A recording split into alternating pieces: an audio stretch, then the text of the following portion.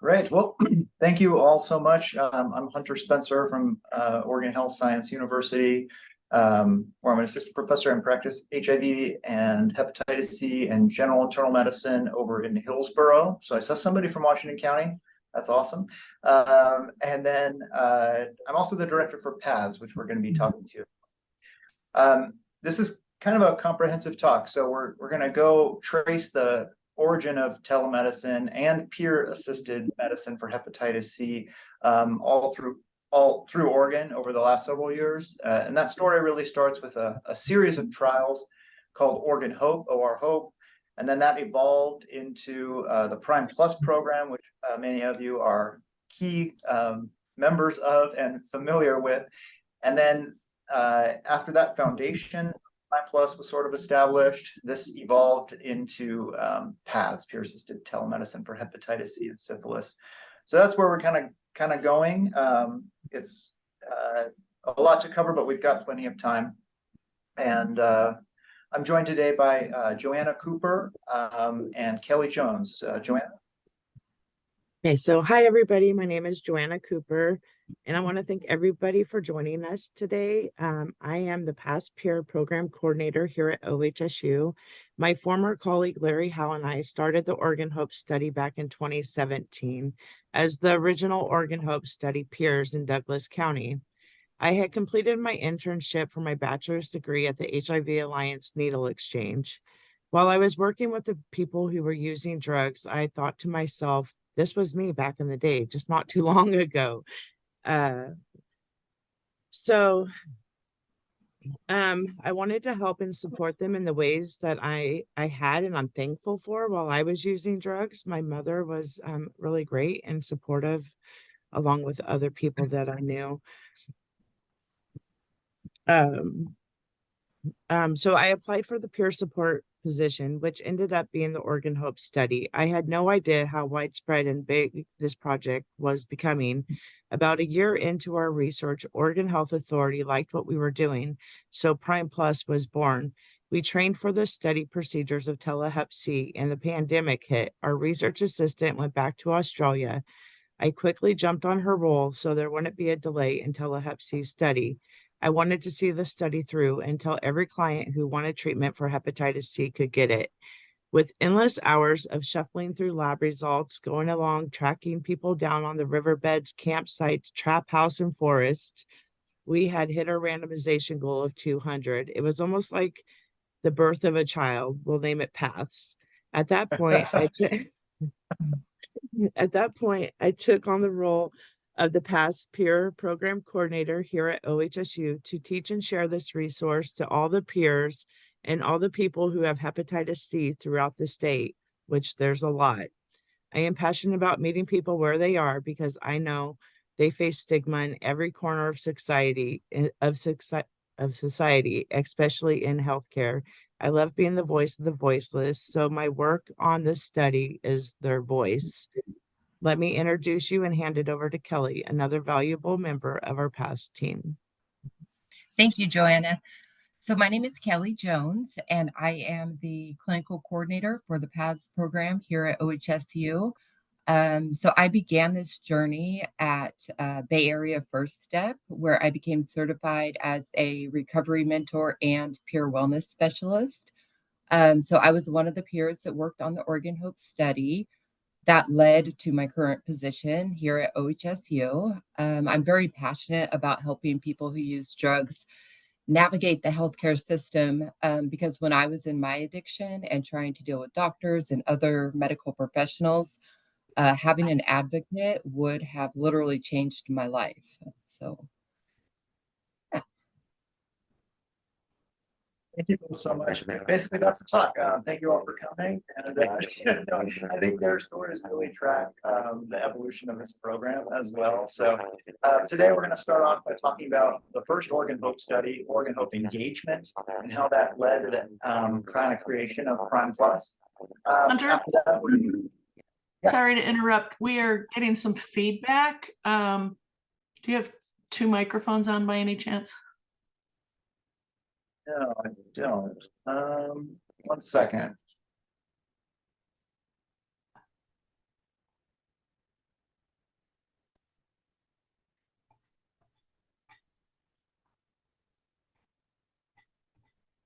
How does that sound? Much better. Thank you. Great. Sorry about that. So Oregon Hope engagement, that led to Prime Plus. And then Oregon Hope Telehep C, the second Oregon Hope study, which kind of also evolved out of the Oregon Hope engagement study. And then paths, how we kind of arrived at paths, and then where we're going next. Next slide there. So Joanna's going to take us through sort of the foundation of the Oregon Hope engagement study and how paths kind of came out of that.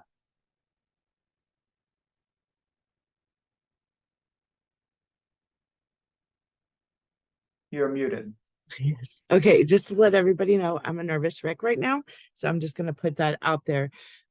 So some of the key ingredients for Oregon Hope, Prime Plus, and PATH is the researchers and the state collaboration, which really sped up the process of Oregon Hope and Prime Plus and PATH, because we knew that the influence of peers with people who use drugs was important, and to eliminate infectious disease and overdoses. The knowledge of community-based organizations and peers, the support of infrastructure and workforce development, having the proper equipment like a car, a cell phone, and a tablet for long-term success. The structural interventions was to focus on changing the community norms and behaviors, not only the actual community organizations, but the people who use drugs to the providers that serve them.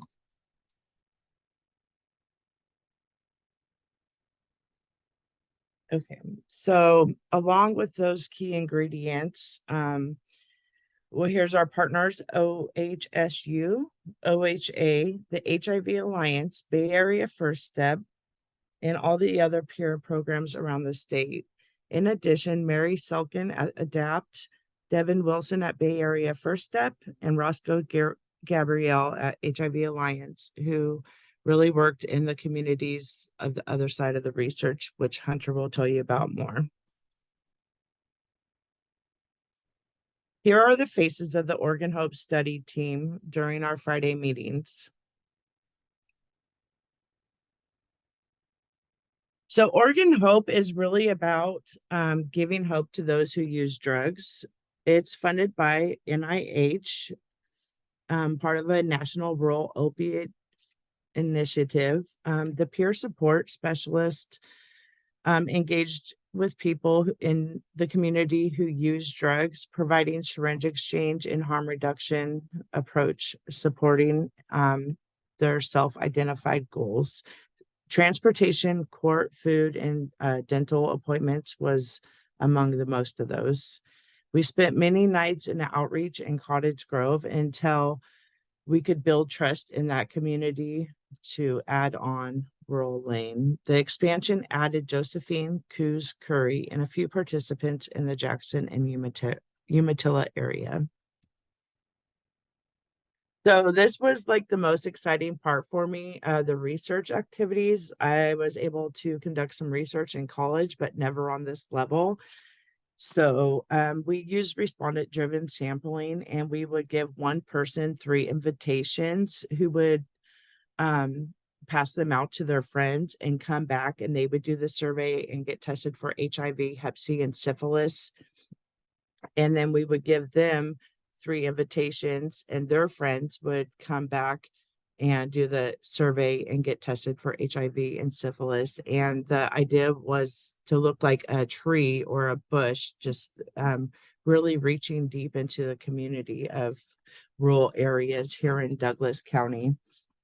One of my favorite memories is following around a client, and he was on the property fixing it up because the county was going to come in and take it, and he had an abscessed tooth, and I was following him around with my tablet, signing him up for OHP because I was an application assister at the time, just so we could get him into a dental appointment.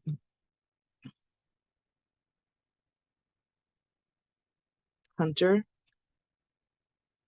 So that's an incredible story that highlights what this intervention was. We were introducing peers into these rural Oregon counties for sort of the first time, and they were doing tons of peer work. And our primary outcome was in relation to how much they engage with peers and what their engagement with regard to substance use disorders and harm reduction was.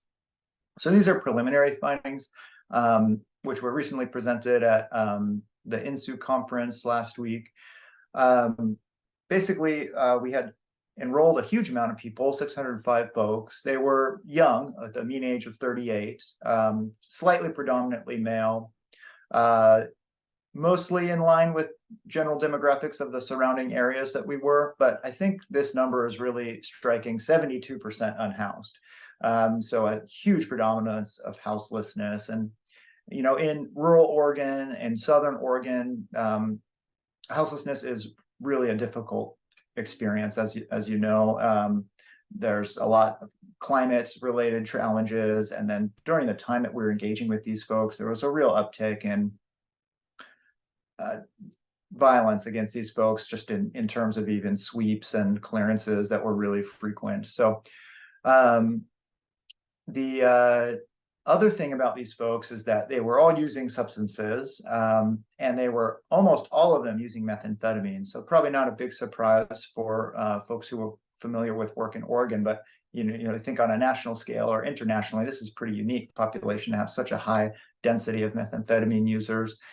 Also a very high proportion of folks who are using opiates, and you see here 91% are using injection drugs, and 12% had a non-fatal overdose in the preceding half of a year. So this is a really vulnerable population with high rates of substance use, high rates of overdose, and very high rates of houselessness. And yet you see that peers were exceptionally well received by these folks. So within 90 days of enrollment, 70% of all the participants had engaged with peer services. And that could have been any type of services, as Joanna was describing. A lot of it was accessing other healthcare, but much of it was just other supports available from the peers. Specifically with regard to harm reduction, there was 30% of people who engaged with harm reduction services, which was really an impressive number given the kind of previously there was not that great of penetration in harm reduction services in these areas. I think this number of 13% who had engaged with substance use treatment services tells two stories. One of them is that these were not necessarily folks who were that interested in treatment, and yet they were still highly engaged with the peers. And I think that was really encouraging. The other is that it's kind of really hard to get treatment in Southern Oregon and in rural Oregon. So even folks who wanted treatment couldn't get treatment. I'm not sure how those numbers broke down exactly, but I think both of those realities are reflected in that number. Next slide. So those are pretty impressive numbers, especially with the engagement numbers and just the success that peers had. And I really just have so much gratitude to the folks at OHA, Jude and Ann Thomas. It's incredible how willing to act on these data all the folks at OHA were. So that study started in 2017, and by the time they had kind of finished enrolling and were getting some preliminary data, by 2019, OHA wanted to actualize this work and turn it into an actual public health intervention. And that's called Prime Plus, the peer recovery initiated in medical establishments, hepatitis C, HIV testing, and linkage to treatment. So you can see the evolution here. There was kind of a few cycles of funding. First, there was a CDC grant to pilot some expansion of Oregon Hope to the Eastern Oregon counties from our kind of initial starting base in Southern Oregon. And then after that, there was the ED program funded by the House Bill 4143. At this point, we were getting sort of a peer-based, harmonized model where we were able to access folks in multiple settings, emergency departments, harm reduction organizations, other community-based organizations, and just kind of self-initiated outreach. And everything was really focused on substance use and overdose and infectious disease prevention. Then by 2020, OHA funded a statewide expansion of the Prime Plus model through a SAMHSA SOR grant. And that's kind of how we got to where Prime Plus is today. So it's an incredible story of translational science. And in more plain words, I think it's an incredible story of people willing to actually do something. Like there's so many times, and I've heard Jude complain so many times of this incredible research that never helps anyone. Well, this was a case of the research helping people before it was even done, which is kind of incredible. Next slide. So as you know, Prime Plus is awesome, and it's everywhere. We have a huge amount of peers now, 65 peers. We've expanded Prime Plus into 24 of 36 counties, and I'm using a super royal we, which I can't take credit for any of this work at all, but just people in general are awesome.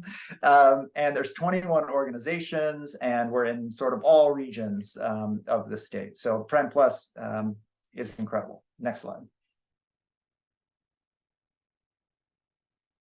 Something interesting came out of this Oregon Hope engagement study, this first Oregon Hope study. While the peers were engaging with folks, they were also doing some hepatitis C testing. And what they found is that almost half of the people they saw, or 50% of the people they saw, had a positive hepatitis C antibody.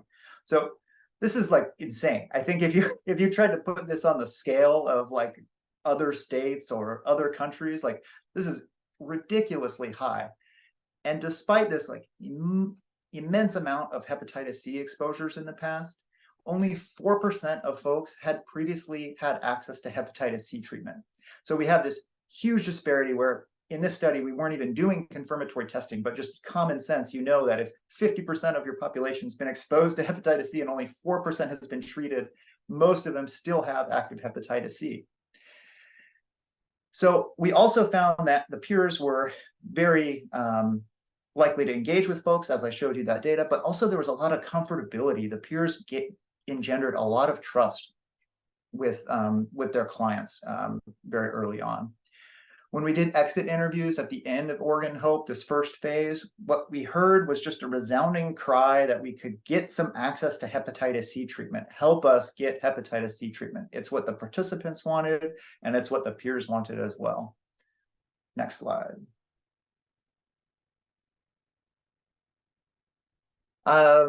Okay, so that led to a pretty concrete response, and it was the formation of a new randomized controlled trial to test peer-assisted telemedicine for hepatitis C.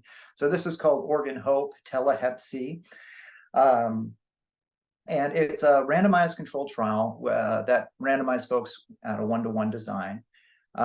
We also included qualitative interviews with folks in kind of every role of the project, so participants, peers, and clinicians as well.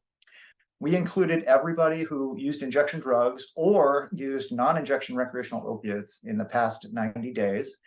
And as long as they had a positive hepatitis C viral load and they could get health insurance, that didn't end up really being a barrier just because the peers were so good at getting people Medicaid. We excluded folks who had either contraindications to treatment for hepatitis C or kind of added complexities for treatment to hepatitis C, which included decompensated cirrhosis and pregnancy. Next slide. This is how the study looked. Peers were like critical in every phase of the study. So the peers were doing recruitment. The peers were doing screening with point of care hepatitis C antibody tests. The peers were also taking people who had a positive hep C antibody test to the lab to get their sort of baseline hepatitis C viral load to see if they were eligible for the study. After we got viral hepatitis loads, folks who were hep C positive were randomized to either peer-assisted telemedicine for hepatitis C or peer-assisted community referral. So just to highlight, the peers were very active on both arms. They were similarly active, and they're both great. And there's peers that served on both arms of this trial here at this meeting today. The peers were very similar between arms. But what was different is that telemedicine had access to a OHSU telemedicine hepatitis C specialist in like walk-in appointment style. And the other folks in the community referral were just trying to navigate their local healthcare systems. We followed people until they were done with treatment, which lasted either 8 or 12 weeks. And then we followed them 12 weeks after treatment to get the SVR12 lab, the proof of cure, which was the primary outcome. And then we followed them even further to 36 weeks doing surveys at those time points. Next slide. So that's the trial. These are the results. So you can see they're really profound, sort of right out of the gate. These are still preliminary data. They were presented at the INHSU conference last week as well. Basically, Telehep C here is represented in blue, and the community referral, the usual care that was enhanced by a peer, so enhanced usual care, is in the brown. And you can see for treatment initiation, a secondary outcome, there was stupendous differences. 85% of people in the telemedicine group started on treatment for hepatitis C versus only 13% in the usual care group. Looking at the primary outcome, hepatitis C cure or clearance of hepatitis C at 12 weeks post-treatment, 63% of folks in telemedicine got treated and cured, 16% in the usual care. So these really stark differences amongst groups that both had access to these really incredible peers. It just showed the power of telemedicine in this setting. Go ahead for the next slide. So I think those results really speak for themselves. It was tremendously effective. And I want to spend a little bit of time talking about how it worked. And then we'll talk in a moment about why it seemed to work. But Joanna's going to walk us through kind of how it actually worked.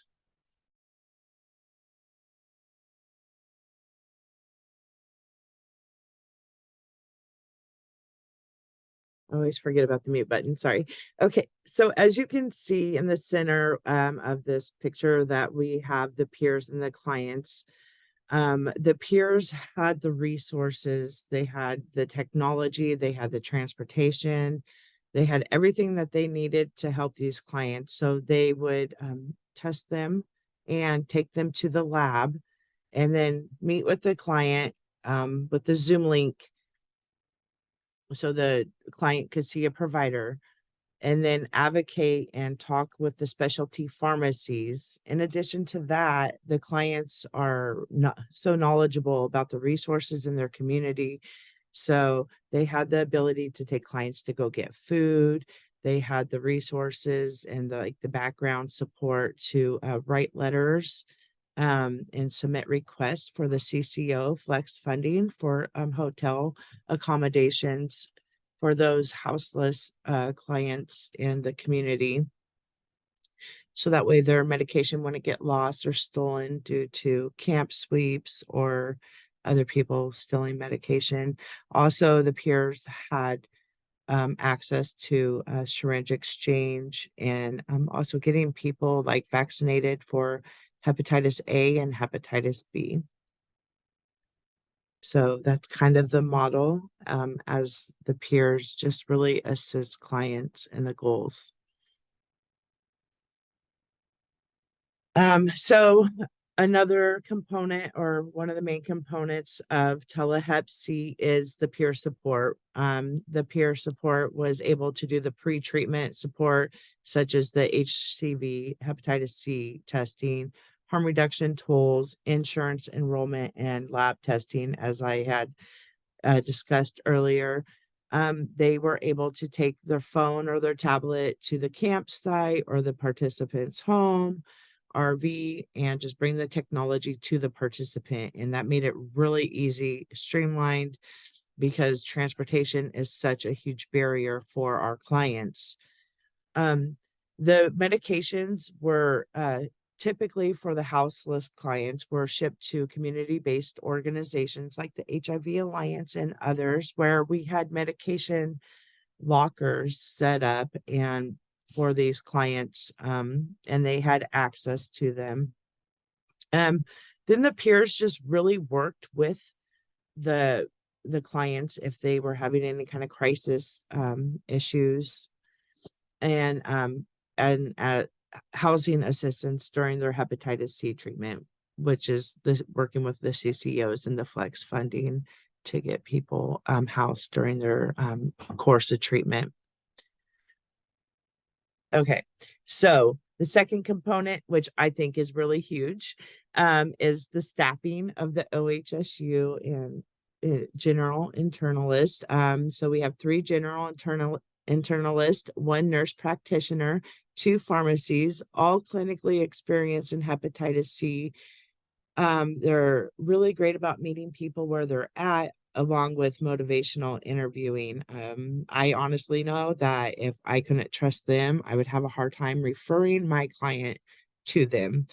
But basically, mainly their responsibilities were just to review the labs and determine the direct acting antiviral treatment for each participant and sending that prescription to the specialty pharmacies.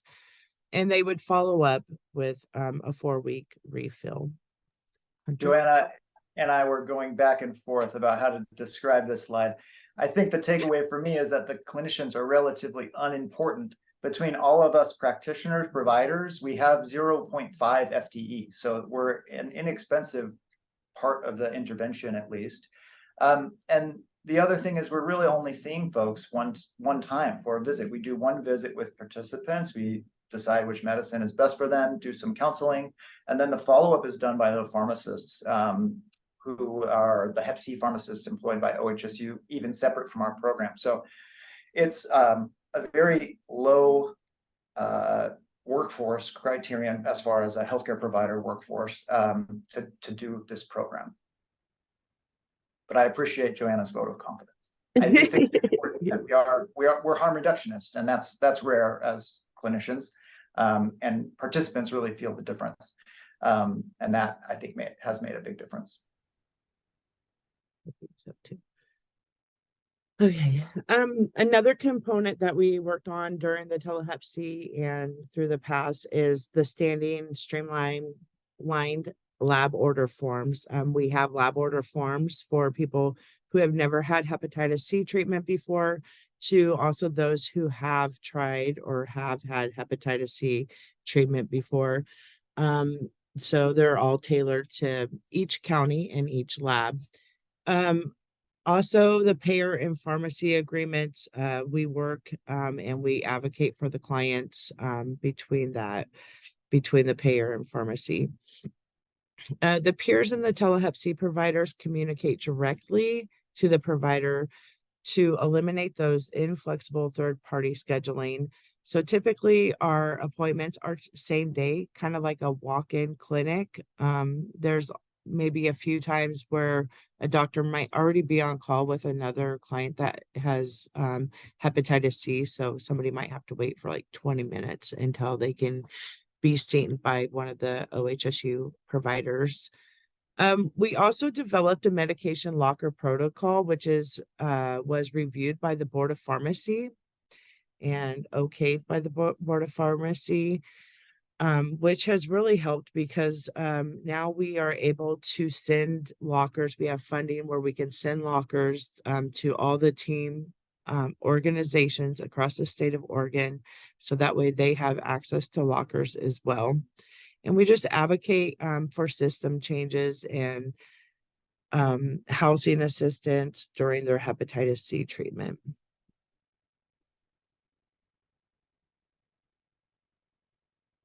So we saw how profoundly this intervention works, what incredible numbers you can get for treatment initiation and for cure.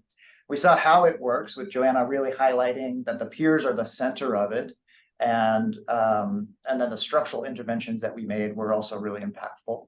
And then I think the qualitative data gets to why this thing worked as well as it did. So we did interviews with 12 peers and clinicians, so 12 healthcare kind of team members, and then 34 participants. And inside of that qualitative data, there was 3 key themes that emerged. So the number one thing that came out is that peers are trusted partners. The clients really trust the peers, and they have a really trusting relationship early on. What was incredible to me is that the peers were able to leverage that trust into the providers. So as you recall from our demographic slide, these are folks with a lot of kind of demographic traits that are often stigmatized, and they've experienced a lot of negative things with healthcare.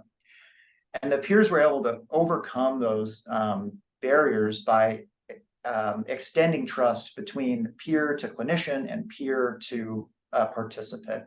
I love this quote here from one of the clinicians that was interviewed. The peers sort of invite the provider into their bubble of trust, and then they hand off that bubble. It's a really powerful thing to be able to offer patients. And I think it's something that makes peer-assisted telemedicine actually work and really emphasizes the peer in peer-assisted. The other thing that came up was streamlined care. So this model was quite a bit different than the enhanced usual care model, in that people could just kind of quickly get into contact with the hepatitis C provider on the same day that they got their diagnostic labs back if they wanted to. That really overcame a ton of barriers, things like transportation or no mailing addresses or no communication, because the peers were able to leverage their resources to overcome those things, and the latencies were far lower just as far as the waiting times. The quote that came out from a peer is that we can just be there and talk to the doctor right then and there. We saw that this was a huge difference in the peers' experience between when participants were randomized to enhanced usual care versus telemedicine. It was like the peers were banging their heads against the wall trying to get people to get treatment for the enhanced usual care. And it was so much easier on the peers when they could use the telemedicine. And the last thing that emerged was meeting people where they are. And I love this because it's both a symbolic meeting people where they are in the lens of harm reduction and an actual meeting people where they are. We had peers who were experts in finding folks wherever they were. In Southern Oregon, there's large homeless camps out in the woods. There's large camps at the duck pond. That's like a place I'm excited to visit because we've had so many patients, like it's just from this one pond, you know. I think that there's and a lot to be said about having people who are willing to get up out of their desk, get up out of their house, and go walk around and find people. That's how we make a difference. This quote from a participant really summed it up really well. This was a person who was houseless, had no transportation. Since I couldn't really get anywhere, they came to me. And I think that's what folks need, especially the folks who are most centered in living on the margins. They really need that type of work. So I think that's why it works, those key three things. Next slide. So once again, we had a situation where we were able to rapidly translate these research findings into practice. And the way that we've done that is peer-assisted telemedicine for hepatitis C and syphilis, or PATHs. PATHs evolved really rapidly out of the intervention. Actually, when it first started, we just kind of needed a way to provide equitable access to hepatitis C treatment for folks who didn't get treated throughout the study. And so we did it by PATHs and in the first counties that we were doing the study in. And then it's evolved from there. So Kelly is going to tell us more about PATHs. Thank you, Hunter. So PATHs, we are so excited about this program. So PATHs is now being implemented throughout Oregon, basically because of the strong preliminary results from the Oregon Hope study. So these results actually led to OHA to provide funding for OHSU to support PATHs statewide. This was related to SAMHSA's state opioid response. So the PATHs team at OHSU trains and offers technical support for Prime Plus peers and other peer programs throughout Oregon. We provide virtual and offer in-person trainings to each site in each county. We're available kind of as a point of contact for peers throughout any phase of the PATHs program. And then when a participant gets labs done for this program, not only are they being tested for hepatitis C, but also hepatitis B, syphilis, and HIV. Next slide.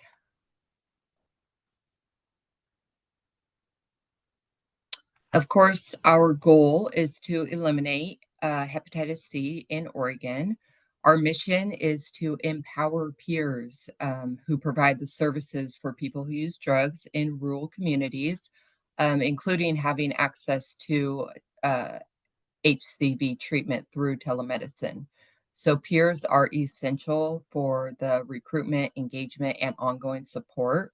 The relationships that peer specialists develop with the peers that they serve is based on trust.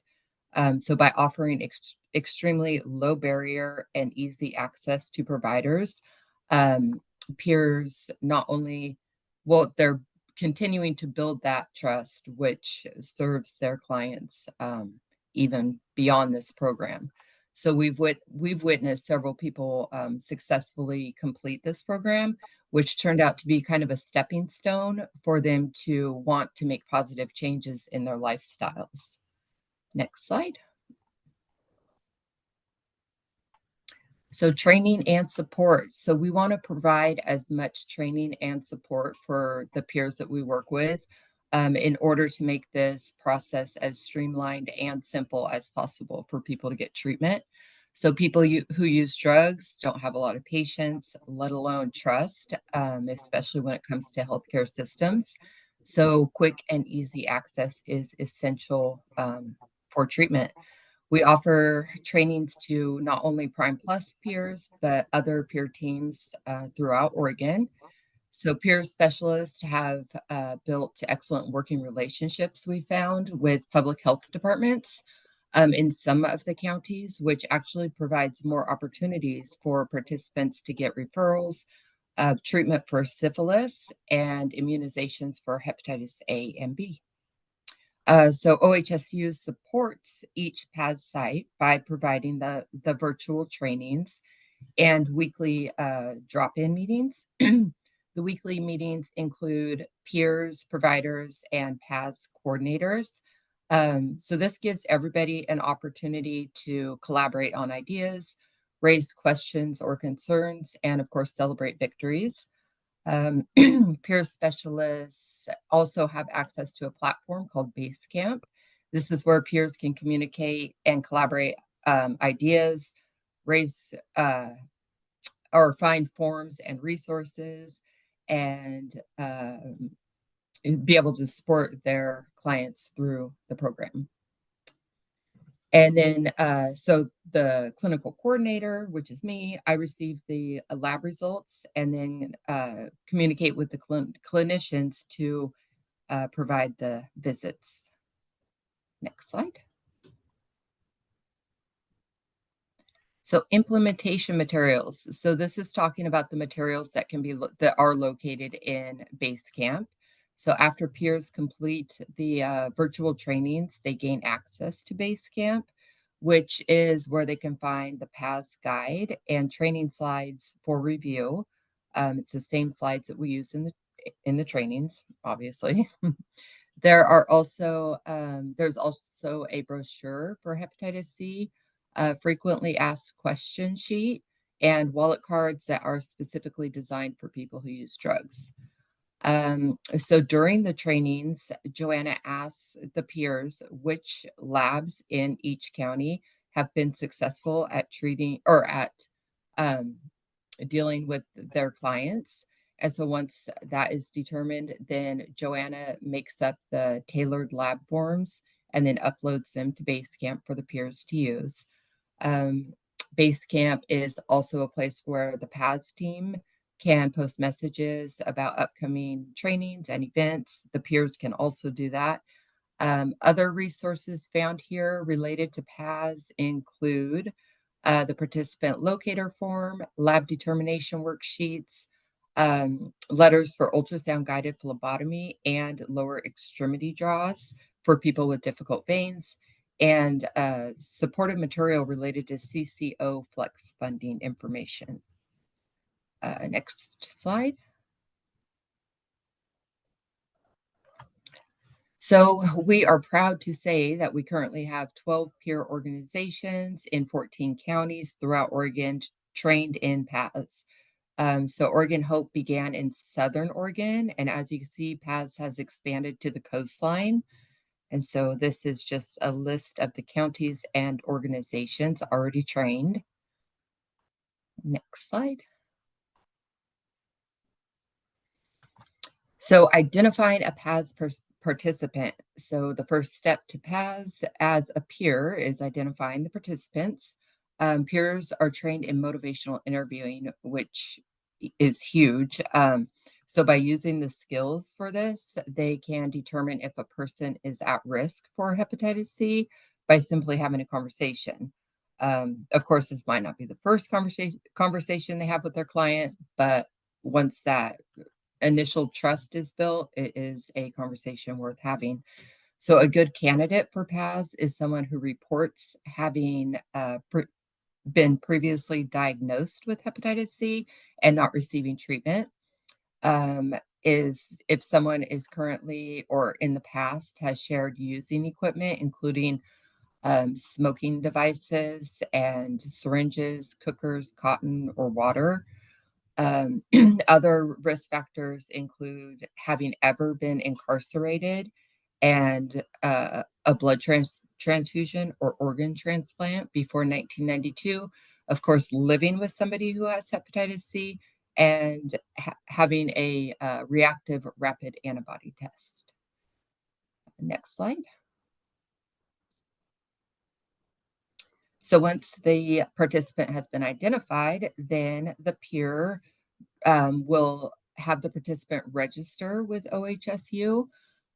This only takes like 5 to 10 minutes to do. We provide the registration number during the trainings. So during registration, the peer is listed as a secondary contact and the insurance is verified.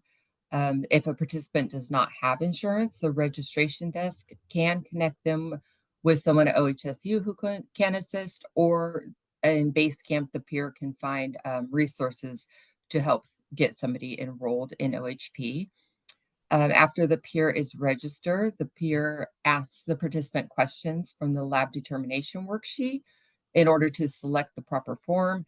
And then the peers, of course, provide support and advocate during the lab draw. And then once all that is done, the lab results are faxed to me. Next slide. So peer support, so preparation and then during the visit. So peers offer support before the visit by discussing where the visit will take place and then how. So all that is needed is a phone or tablet or computer. So once the clinical coordinator, once I receive the lab results and I let the peer know, and then the peer reaches out to the participant and decides on what time would work for them and what day. Same day visits are always an option. So once a time has been decided, then the peer reaches out to me and then I schedule the visit and let the provider know. Then the provider connects with the peer and the participant through a link that I send to the peer via email. And then provider visits are done through secure either WebEx, or Zoom links. So it's a good idea for peers to discuss with the participant where they want their meds to be delivered prior to the visit. Some participants choose their home address, while others choose to have them delivered to the community-based organization with their peer.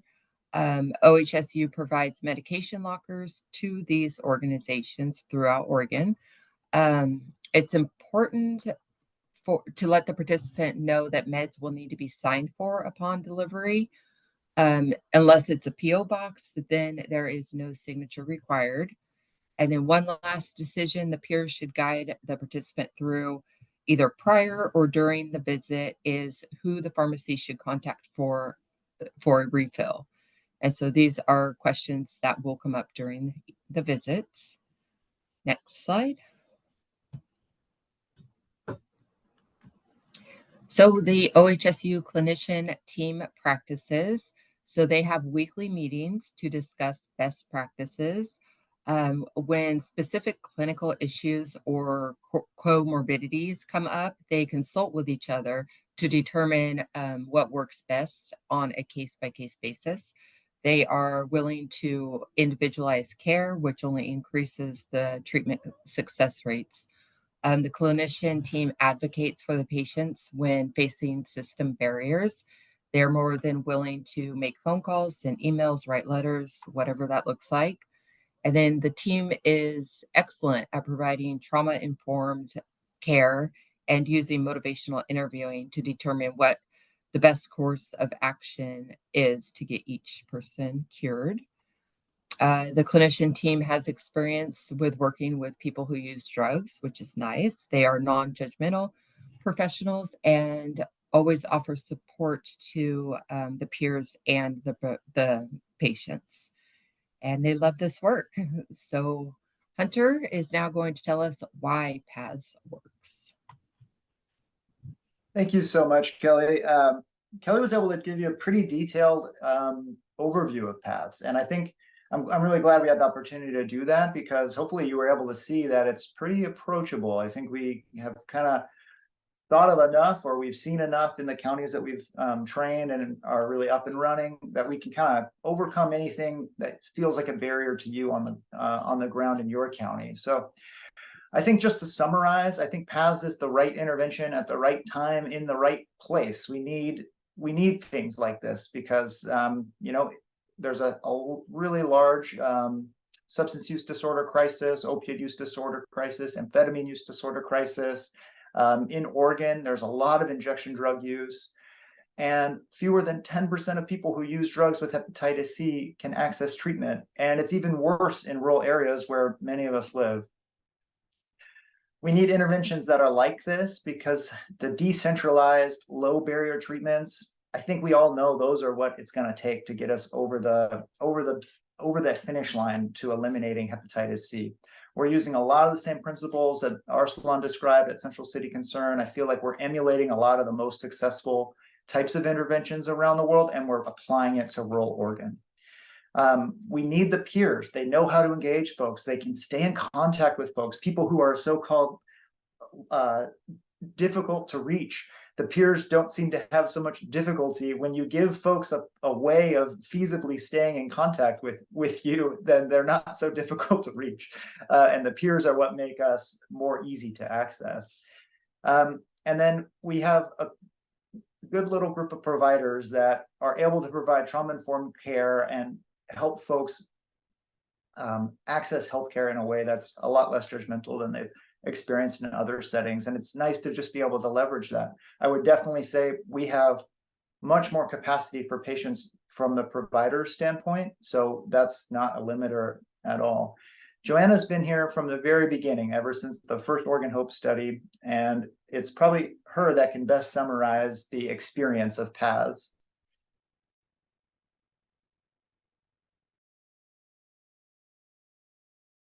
Okay. So these are thoughts from the Oregon Hope and PAS peers. And as Hunter has said, I have been around from the very beginning of Oregon Hopes. And I really enjoyed getting out there and getting in the community and asking those questions to people who are using drugs. Like, how many times a day do you inject drugs? And a good portion of them, it was like 2 to 3 times per day that they would inject drugs. They would share syringes. We had people that would just get into a sharps container and pull out a dirty syringe and use it. And as I continued on with this research and asking people these, questions, and just doing little interventions in their life, like offering new syringes, offering Narcan, offering rides to the doctors or rides to where a food bank, I started seeing their injection drug use decrease. I started seeing, because we were asking them on like 4, 8, 12 weeks, 36 weeks, like how many times you inject every day. And we started to see the data decrease. And next thing you know, they're being advocates to their friends for not sharing syringes, and they're becoming secondary exchangers and dispensing new needles to their friends and people that they use with. And then it was really interesting to see in many of the places like little towns like Yoncalla and Tri-City and Glendale, where people started to collaborate together for rides, to get to different resources for like the Medicaid van or something, to detox and methadone and inpatient treatment. And they were kind of like being peers to the people that they were using drugs with, taking my job away. No. But anyways, so I thought that was really great to see throughout this 6 years that I've been doing this, just the impact of meeting people where they are, the harm reduction style, and just a wide range of things that I've seen throughout the work that I've done so far. So one thing I really found that made the difference as our working is meeting people where they are, not where we want them to be, but where they want to be, and offering those harm reduction supplies and offering the resources to get people to get them to be where they want to be. So that's Nobody to better sum it up. I think that really highlights how we got where we are.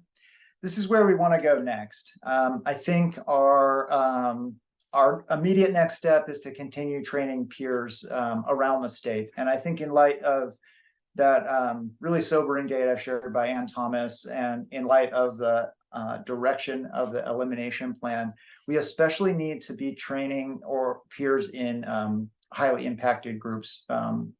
As far as racial or ethnic groups, it would be like African American and Black folks, and American Indian or Alaskan Native folks. So I'd really, really love to somehow find a way to expand or partner in those areas. And if you're connected with those communities, please definitely reach out. Also, we're hoping to once again emulate Central City Concern by rolling out dry blood spot testing. I didn't have a chance to show the data, but in the Oregon Hope randomized trial, the number one reason people didn't want to go through hepatitis C treatment is because they couldn't get the phlebotomy done to actually get enrolled in the study. And we're sitting there with, $50 gift cards offering people incentives to join our study, and they still can't get through that barrier of phlebotomy. So it's really a profound problem. People experience a lot of stigma and discomfort and pain, despite all the work Joanna and others do to kind of educate labs in their phlebotomy techniques. And so we just want to skip it altogether. Dry blood spot has a lot of techniques. It's much easier to do. It's just a single finger stick, and the tests are covered by Medicaid, just like phlebotomy-based tests. So we're hoping to roll that out first at a OTP setting in Grants Pass, and then more broadly. Speaking of OTPs, that's another priority for us in conjunction with what Central City is doing with opiate treatment programs. We want to partner with folks there. Folks who go to OTPs are actually a little bit different than the usual folks we have in PADS. Most of our patients are sort of actively using drugs, or not sort of in treatment necessarily. And so it would be a slight change for us, but I think a positive move. One barrier we face around the state is the insistence from multiple CCOs that we use specified specialty pharmacies. For example, the Kroger specialty pharmacy or many other commercial pharmacies. These are pharmacies that have nothing to do with Oregon, really. They don't really know what it's like here. And they're also not particularly adept at working with people who use drugs. By contrast, Oregon has at its own academic medical center, OHSU, a specialty pharmacy program that has a huge amount of expertise in hepatitis C and also with people who use drugs. They have way easier mechanisms for contacting patients. They're much more flexible in their sort of bureaucratic policies than a lot of these commercial specialty pharmacies. And so we'd really like to see less reliance by CCOs on external specialty pharmacies and more acceptance of using our own sort of statewide program here at OHSU. Also, we want to expand more with local health departments. We've got a couple public health departments that we partner with now. I find in Oregon, public health departments do a lot of screening and testing, and then they're sort of referring to community providers for treatment. And I think this trial demonstrated that referring to community treatment is actually really hard. It's a lot different than actually getting somebody into treatment. And so we want to partner with public health entities so that we can make a seamless linkage between testing at a public health site and getting treatment through paths. And then finally, we're looking for ways to serve more like wraparound services for people who use drugs. There's been some excellent discussion already this morning about how it doesn't really make sense to silo people into one disease. We're sort of treating full people. And so people who use drugs have a lot of different needs, not just getting cured for hepatitis C. And so we want to start offering other services. The first of those is probably going to be medications for opiate use disorder, because OHSU already has a telemedicine-based statewide program for very, very, very low barrier access to medication for opiate use disorders. That's called the Harbor Clinic, HRBR. So we're working with them to establish a pathway for kind of cross referrals. We can get their patients treated for hepatitis C. They can get our patients treated for opiate use disorder. That's where we're headed next. And I'm going to just open it up, I think, for questions or conclude the talk here. Could you skip ahead, Joanna, and show our contacts? I saw some great questions in the chat that I'm looking forward to talking about, but please feel free to contact us. Actually, this email here, pathsprogram@ohsu.edu, Joanna and Kelly moderate that, and they're your first outreaches. So if you're interested in establishing paths in your county, then please email us there. And then if you've got any questions at all, please feel free to reach out to us. Wow, pretty mind-blowing. And I want to thank all of the presenters on this project and all of the people, the cast of thousands behind you, from the providers and the people who developed the dried blood spot to the clients who've successfully walked through and done amazing things with your guidance and assistance. There is a lot of love for you guys in the chat, particularly the peers being there when people are doing syringe exchange or getting tested. Just having someone there is valuable and really important. The providers see that as well, the outreach providers. One of the questions that was just recently asked was if you all connect people with PrEP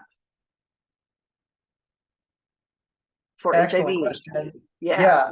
Thank you so much, Amelia. I saw that question and I was quite delighted. So I also saw Lauren's response and I was even more delighted. So the difference between doing PrEP and doing hepatitis C is that one is a discrete episode of care where you don't need a lot of physician follow-up, and the other one needs sort of routine medical follow-up. So I'm an HIV doctor. Giving people PrEP, especially people who use drugs, PrEP is sort of central to my career work, or maybe even my life work. And I really want to do that. But I think the biggest barrier right now is that we haven't been able to secure funding for a longitudinal monitoring program. I think what we would need for that is probably a dedicated RN who we could use sort of delegation protocols to manage PrEP refills, to manage STI testing and ordering, and to manage STI treatment, which is actually a little bit harder than it sounds if you just think about the difficulty trying to order and administer, for example, injection penicillin. That's been a big thing for us to overcome so far. So I would love to do that. I really, actually, in our initial kind of application for funding for the current iteration of paths, we had requested and planned to do that, but we weren't able to kind of fund it adequately. Thank you for that response. Again, talking about resources and ensuring that we have what we need to address whole person health is imperative. You can't just think about hepatitis C elimination without thinking about other syndemic issues as well. Thank you for highlighting that in your response. There was a statement, what about a clinical pharmacist and a nurse for that type of program, Hunter?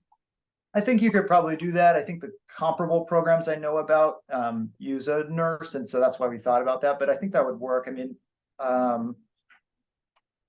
yeah, it would just kind of depending on availability. Sometimes it's easier to get clinical pharmacy funding, as you're all aware, if you could have a good linkage to your 304B pharmacy. Hunter, this is Orion McCotter, he, him. I had the question. I just wondered too, because like central pharma or like clinical pharmacists could be telehealth somewhere centrally and kind of get out more to the community. I just want to Yeah. highlight, I'm sorry, Hunter, I didn't mean to interrupt. Oh, I was just agreeing. I think that's a good idea. And I just want to also highlight what Jude Leahy is very well articulating in the chat, that there's resources needed for the peers to do their work. And we all, I think on this call, could agree that we believe that peers and community health workers and other frontline folks with lived experience deserve living wages, and ensuring that they have that to do this work is always part of the equation when you're thinking about the grant funding needed for a program like this, I'm sure. Jude, please. It's a great discussion, and I also don't want to take time away from Hep C, which is because Hep C, often doesn't get a lot of time or funding. But if for adding things like the work that it would take to bring people in to get labs done and coordinate with OHSU, there's the coordination component of it, and then there's the actual peer work that these agencies are coming in with that absolutely we want to support peer agencies to help people get medications and the things that they're identifying. And that peer time, if we don't add to it, will then be spent less time doing the harm reduction work, the housing work, the getting people all of the things that they've identified. So expanding the peer funding for an agency so that they can add that into their work and not supplant any of the other really important things that these peer agencies are doing. And I want to underscore the challenges of getting regular blood draws when it has to be a blood draw, with just the challenges in the rural areas for ultrasound guided blood draws cannot be understated as well. Peers spend a lot of time trying to help people engage with our medical system, particularly in rural areas, because there's all of the picking up and transportation time that in a urban setting there's less miles. I don't know how to be like, I don't know. I just really want to emphasize that we can't supplant all the important work that peers are doing. We need to add to that workforce and integrate this. And we can only integrate it. We want to integrate, not supplant. That's a really important point, Jude. Thank you. I think one thing I wonder about too is what the interest among current peers is for sort of a different type of job that would even be more healthcare related, like taking on more of those like sort of medical assistant level tasks of required to do longitudinal healthcare, like would be required for PrEP. So if that's something you've thought about as peers, I'm curious what your opinions would be. Maybe you could email me separately, but that's been on my mind lately.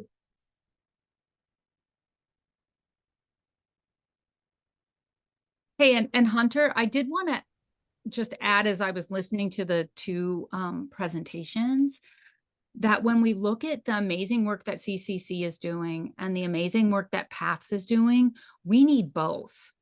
And I think that nationally, I watch people looking for the one model that's going to fix this.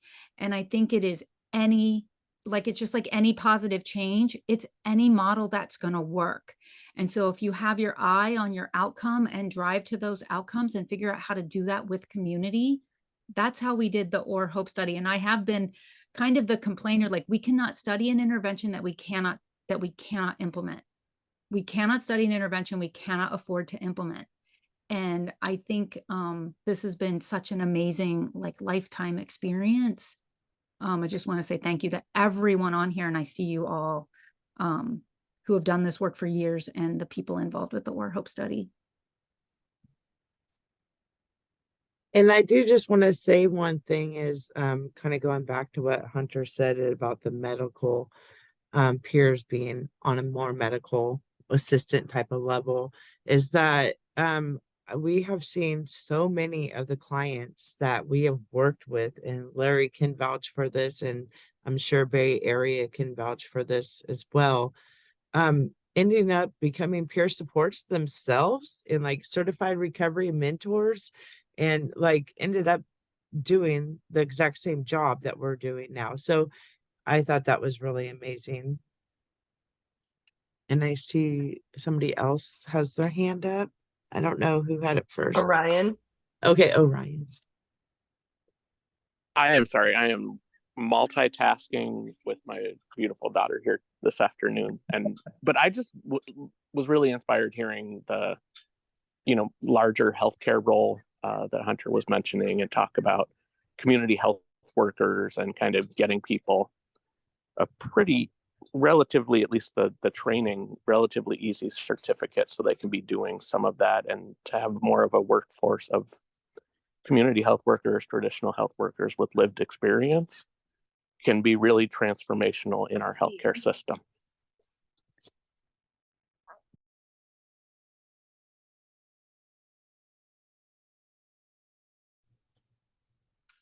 Other last minute questions or thoughts for the Paths team? While you're thinking about those, I just want to remind everybody, please come back from lunch at 12:30 for our Ann Thomas Awards. You do not want to miss it. It's a surprise. Lauren, this Yes. is, and I'm sorry, I had to run down. I had to run down to grab my streamer. But one of the things I think to add is the huge number of people in our study who were lost to overdose.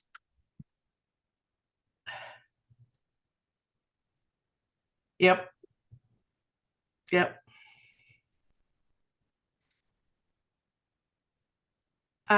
So Andy Cho just put a question. Andy, do you want to ask that in person, or you want me to ask it? Yeah, I can ask it. Hi. So I was wondering, because maybe I misheard this. Please, someone correct me if I misheard this. But like there as like your team is kind of using people sharing pipes as an indicator for like doing targeted messaging around HCV treatment and just HCV in general. And like we should be doing that no matter what. But I'm wondering if they're like, what is the specific reason for that? Just because I know, like from what I've seen, it's like the rate of seroconversion for HCV is like incredibly low for pipe sharing. So I'm just wondering if there's like is it kind of more for like gauging whether they are actually like sharing needles and then like because people are using in different ways now. Yeah, I'm just kind of like curious about that kind of nitty-gritty detail. Yeah, absolutely. Yeah, so you're right. Probably using an inhaled substances is itself harm reduction for preventing hepatitis C, probably. So I don't worry too much about transmission. There is a risk of transmission with nasal inhaled devices, more so. So that's kind of a risk factor. I would say we don't usually use that as like a screening criteria so much as it's just a way of interfacing with folks. So, if folks in the harm reduction agencies are exchanging supplies to make safe, to like facilitate safer smoking, they would encounter folks. Really, the population that we work, you saw those very initial slides, half of them have a positive hepatitis C antibody. So we don't really need any, like if they know us, then they're at high risk for hepatitis C is kind of my approach. In fact, we like mentioned this, but we don't even require a positive hep C antibody before we take people to the lab. If somebody says, yeah, I have hep C, or I think I have hep C, then we're like, yeah, you very well could be right. Let's just, you know better than us. Let's just take you to the lab.